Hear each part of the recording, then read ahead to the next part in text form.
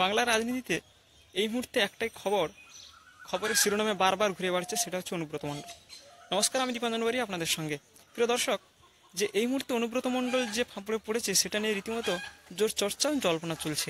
কিন্তু কি কারণ, সেটা হচ্ছে মূল কারণ যেটা দেখা যাচ্ছে সেটা হচ্ছে যে অনুব্রত মণ্ডল কি এবার টিএমসি ছেড়ে বিজেপিতে যোগদান করতে চলেছে। তার একাধিক কারণ কিন্তু উঠে আসছে।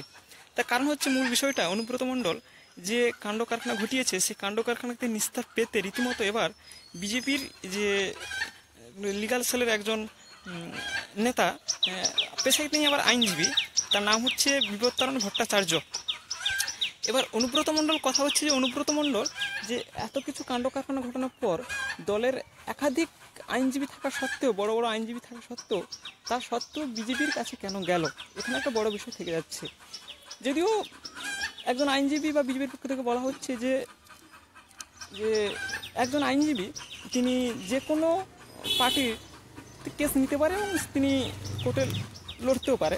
কিন্তু দেখা যাচ্ছে যে বিজেপির হয়ে এবং বিজেপির একজন সেলের আইনজীবী বিপত্তারণ ভট্টাচার্য অনুব্রত মণ্ডলের হয়ে থানা থেকে শুরু করে প্রত্যেকটা জায়গায় ছোটাছুটি করছে। এটা হচ্ছে মূল বিষয়। কিন্তু এখান থেকে একটা জিনিস উঠে আসছে প্রিয় দর্শক, সেটা হচ্ছে যে টিএমসির মধ্যে এত উকিল থাকা সত্ত্বেও শেষ পর্যন্ত অনুব্রত মণ্ডলকে যেতে হলো বিজেপির কাছে।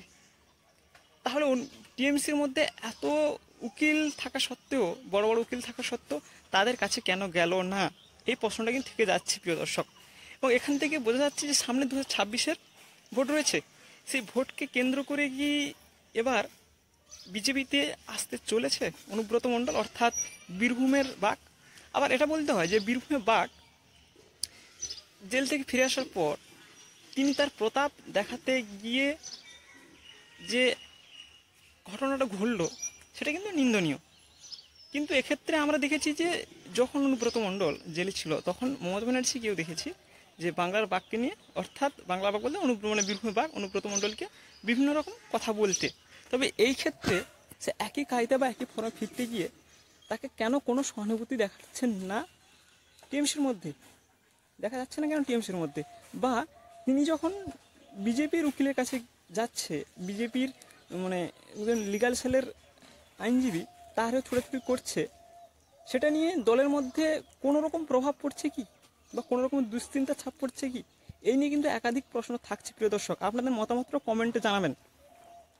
এবার আপনারা কি ভাবছে যে সামনে 2026-এ অনুব্রত মণ্ডল কি বিজেপিতে আসতে চলেছে? তাহলে যে এত কিছু কাণ্ড ঘটিয়েছে বা এত কিছু ধার চাপের ফল কি, মূল বিষয়বস্তু কি এটা যে সামনে 2026-এ অনুব্রত মণ্ডলকে বিজেপিতে টানা, এবং সেই লক্ষ্যের কি একটা প্রভাব পড়লো বাংলা রাজনীতিতে? কেন বাংলা রাজনীতিতে তৃণমূলের ক্ষেত্রে অনুব্রত মণ্ডল কিন্তু একটা বিশেষ মুখ, যাকে কেন্দ্র করে কিন্তু বীরভূমে থেকেছে টিএমসির হাতে।